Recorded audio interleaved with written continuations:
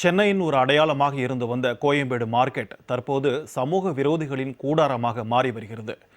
போதை மாத்திரை விற்பனை, குற்றவாளிகளுக்கு புகலிடம், பாலியல் தொழில் என கிரைம் மார்க்கெட்டாக மாறி வரும் கோயம்பேடு மார்க்கெட்டின் அவல நிலை குறித்து தற்போது பார்க்கலாம். ஆசிய கண்டத்திலேயே மிகப்பெரிய பேருந்து நிலையம், காய்கறிகள், பூ, பழங்கள் என அனைத்தும் கிடைக்கும் இடம், 24 மணி நேரமும் சுறுசுறுப்பாக இயங்கும் இடம் என அனைத்து சிறப்புகளும் கொண்டதுதான் கோயம்பேடு மார்க்கெட். கோயம்பேடு மார்க்கெட்டில் தனித்தனியாக ஆயிரக்கணக்கான மொத்த மற்றும் சில்லறை வியாபார கடைகள் செயல்பட்டு வருகின்றன. இந்த வணிக வளாகத்தில் 10,000க்கும் மேற்பட்ட மூட்டை தூக்கும் தொழிலாளர்கள் பணிபுரிந்து வருகின்றனர்.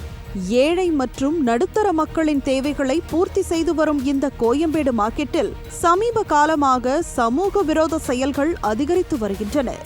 கோயம்பேடு வணிக வளாகத்தில் செயல்பட்டு வரும் பூ மார்க்கெட் மற்றும் காய்கறி மார்க்கெட் பகுதி முழுவதும் கஞ்சா வியாபாரம் சர்வசாதாரணமாக நடைபெற்று வருவதாக குற்றச்சாட்டு எழுந்துள்ளது.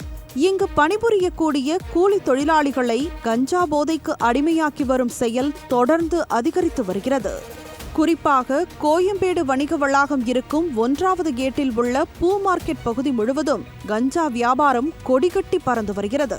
இது தொடர்பாக இங்குள்ள வியாபாரிகள் பல முறை புகார் கொடுத்தும், ஏன் குற்றவாளிகளை பிடித்து கொடுத்தும் காவல்துறை உரிய நடவடிக்கை எடுக்கவில்லை என வியாபாரிகள் சங்கத்தினர் குற்றம் சாட்டியுள்ளனர். கூலி தொழிலாளர்கள் தினமும் காலையில் இப்போ ஒரு 2 மணி 3 மணிக்கு வேலை செய்ய ஆரம்பிக்கும் போது என்ன பண்ணாங்க, ஒரு மூட்டை 2 மூட்டை தூக்கிட்டு போய் போடும் போதே என்ன பண்ணுறாங்க, காலையிலே போய் அங்கே சரக்கு இந்த பிளாக்கில் விற்கிறாங்க. அதை விற்பனை பண்ணுறத போய் என்ன பண்ணுறாங்க, ஒரு 50 ரூபா 80 ரூபா கிடைக்கும் போது ஒரு கட்டிங்கை போட்டு வந்துடுறாங்க. இப்படியே அந்த கட்டிங்காக அவங்க சம்பாதிக்க என்ன பண்ணுறாங்க, இது போட்டுக்கிட்டு இது வேலை செஞ்சால் தான் அவங்களால வேலை செய்ய முடியுது. அது ஒரு 8-9 மணிக்கு மேலே அவங்களால ஃபுல் போதையாகிடுறாங்க. போதையாகிட்டு அப்படியே விழுந்துடுறாங்க, எங்கேயாவது விழுந்து படுத்து கிடந்துடுறாங்க. இதுக்கு நாங்கள் எங்கள் சங்கத்து மூலியமாக சில முயற்சிகள்லாம் எடுத்தும் பார்த்தோம். அதுக்கு இருந்தும் அந்த ஒயின் ஷாப் இருக்கிறதுனால எல்லாம் போய் கம்பல்சரி குடிக்கிறதுக்கு போயிடுறாங்க. இது மட்டும் இல்லாமல் கோயம்பேடு மார்க்கெட் முழுவதும் பான் மசாலா, குட்கா, மாவா உள்ளிட்ட தடை செய்யப்பட்ட புகையிலை பொருட்கள் சர்வசாதாரணமாக கிடைப்பதாகவும் கூறப்படுகிறது. இந்த அனைத்து சட்டவிரோத பொருட்கள் விற்பனைக்கும் கோயம்பேடு காவல்துறையினர் துணையாக இருப்பதாகவும் அவர்கள் குற்றம் சாட்டியுள்ளனர். இல்லை, கோயம்பேடை சுற்றி 24 மணி நேரம் போதைக்கு அடிமையாக இருக்காங்க. அது காரணம் என்ன, 24 மணி நேரம் சரக்கு எந்நேரம் கிடைக்குது. அதுக்கு காரணம் அரசு தான் காரணம். இதுக்கு முழுக்க முடிவெடுக்கணும். இதுதான் கோயம்பேடை பாதிக்கிறதுக்கு காரணமே. சமீப காலங்களாக மூட்டை தூக்கும் தொழிலாளர்கள் வலி நிவாரணி மாத்திரைகளை நாடி செல்வது கோயம்பேடு மார்க்கெட் பகுதிகளில் அதிகரித்து வருகிறது. இதனை பயன்படுத்துவதால் சிறுநீரக பாதிப்பு ஏற்படும் என மருத்துவர்கள் எச்சரித்தும் அதை வாங்குவதை தொழிலாளர்களும் விற்பதை மருந்து கடையினரும் நிறுத்தவில்லை. இது எல்லாம் ஒருபுறம் இருக்க, கோயம்பேடு வணிக வளாகத்தில் பாலியல் தொழில் கொடிகட்டி பறக்கிறது.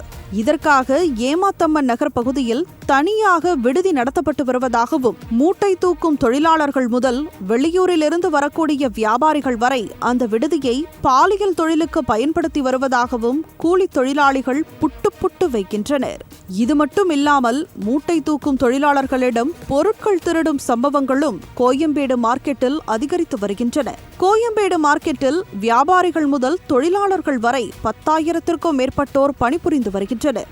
அவர்கள் என்ன செய்கிறார்கள், தொழிலாளர்கள் எந்த ஊரை சேர்ந்தவர்கள் என்ற அடையாளங்கள் இல்லாமல் கணக்கெடுப்பும் நடத்தாமல் இருப்பதே இதுபோன்ற குற்ற சம்பவங்களுக்கு காரணம் என கூறப்படுகிறது. குற்ற சம்பவங்களை தடுக்காமல் மாமூல் அதிக அளவில் குவிந்து வருவதால் காவல்துறை நடவடிக்கையே எடுப்பதில்லை என்ற குற்றச்சாட்டும் எழுந்துள்ளது. மொத்தத்தில் கோயம்பேடு மார்க்கெட் தற்போது மார்க்கெட் போன்று இல்லாமல் சமூக விரோதிகளின் கூடாரங்களாக மாறி வருவது வெட்ட வெளிச்சமாகியுள்ளது. ஜெயா பிளஸ் செய்திகளுக்காக செய்தியாளர் லாவண்யாவுடன் ராம்குமார்.